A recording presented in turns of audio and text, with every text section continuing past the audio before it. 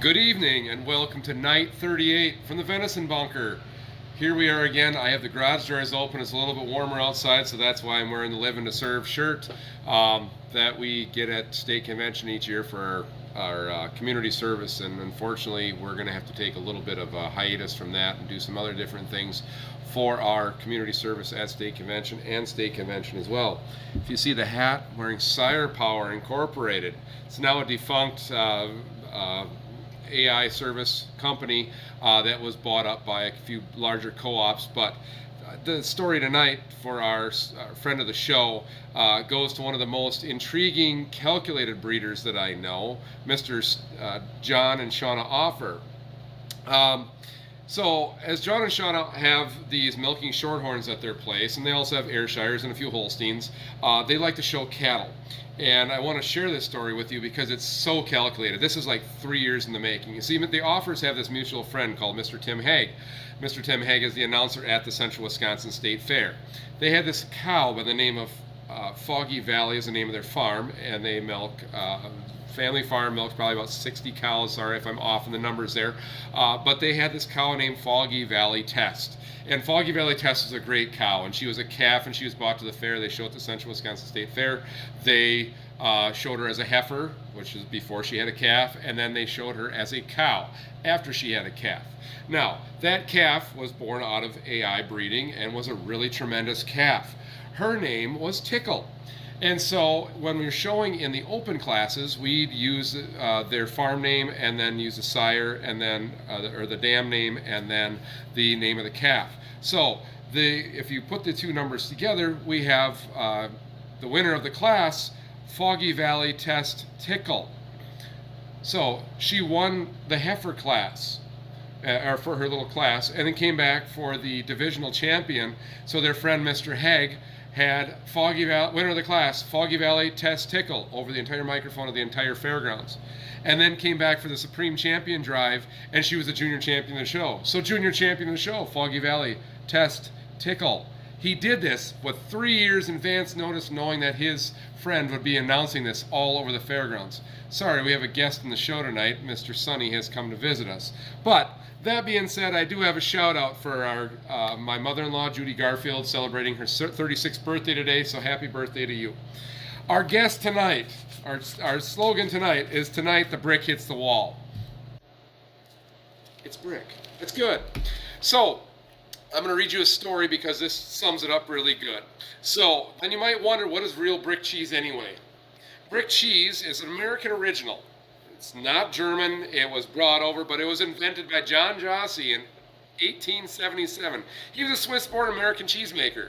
It wasn't invented, it was probably born, but he developed it. But Jossi came to the States in 1857 from Switzerland, and his parents at the age of 12. He settled in upstate New York. In 2 years, Jossi was running a small Limburger factory. That's the stinky one, the one that'll get you run out of town, in Richwood in southwest Wisconsin.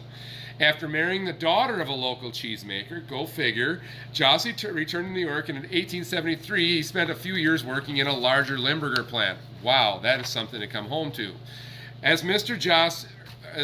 Jossi continued in his marriage, he started playing around with different cheeses. Apparently, during that time, he grew up with a concept to make brick cheese. And he envisioned a cheese made with a curd that was a little bit drier, that Limburger was used. And so he considered what would be one of the lower levels of bacteria, because it's smeared, it's surface ripened. They use a bacteria on the outside of it then to ripen that nasty Limburger to give it the smell. So he decided, let's ramp it back, use a drier curd, and come up with a nice brick cheese. So he would then come up with the idea of using bricks to then press the cheese to expel the whey out of the cheese and then create it into these brick shapes.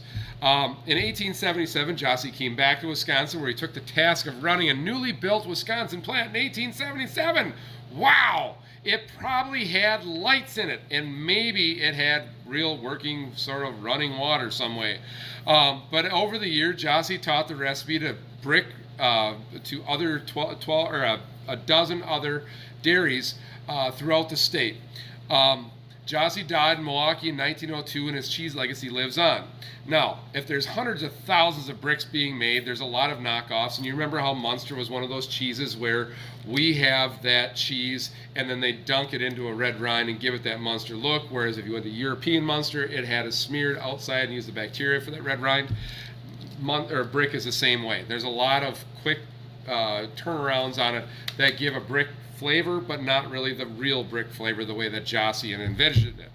So the story carries on that Mr. Jossi had the tradition of great wash rind cheeses of Europe. Its flavor is enhanced by ripping the bacteria linens, and it's a lot like the French cheeses of Port l'Evêque, Port Nectaire, Reblochon, and Livarot.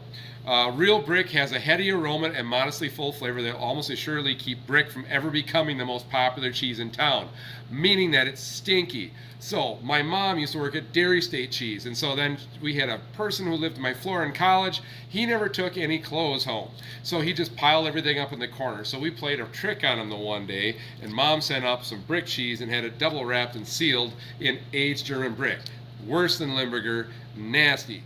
And so we sort of snuck into his room and stuck the cheese underneath his clothes and let it sit there and rot. He eventually threw all the clothes away and his roommate moved out, all because of this silly brick cheese and him not wanting to clean his room. So that's the nasty part where this can go. This is a mild one, not as old, 12 weeks, so it doesn't have a lot of ripeness or smell or sharpness to it. Very mild and buttery. The cheese aficionados swoon over this cheese because it's most defiantly buying with the American original. So brick, I tell you, it's in our heritage. It's a Wisconsin cheese, and above all, it's very good. It's endangered. Now, it's not going out of style, but there is one only brick cheese maker, original brick cheese maker, according to Jossi's standards, in the state of Wisconsin, and that's down in Teresa, Wisconsin, by the Joseph Widmer cheese factory. Now, to put it in perspective, they make 500,000 pounds of cheese per year. Okay, 500,000 pounds of cheese per year. Multiply that times 10. Remember, 10 pounds of milk to 1 pound of cheese, and that's 5 million pounds of milk. That's the equivalent of about 225 to 250 cow dairy per year. That's their milk output. And what they do. So it's a very small plant, but they make a very special brick cheese where they hand turn the curd and they hand smear it with whey and some other sort of brine that they have in there. They don't let it out because it's a small plant. They don't want their secret taken away. So it's in a third generation. Widmer's took over in 1922 making the brick. And so they do a really nice job. So if you're looking for brick and you want to find and you find the Widmer seal on it, Widmer is the place to make original, authentic Joseph Jossi cheese that was made in 1877. It's a Wisconsin original. Used bricks to press it, shaped in a brick shape. It's mild. Go with the mild brick, not the stinky aged stuff. It's only 12 weeks old. This is Milk Step into Immortality. You guys buy it, support your dairy farmers, talk to your dairy farmers, check on them. Do what you can. This is awesome stuff. Nobody else has cheese like this in the entire United States. Remember, keep eating, be good, and I'll see you for day 39.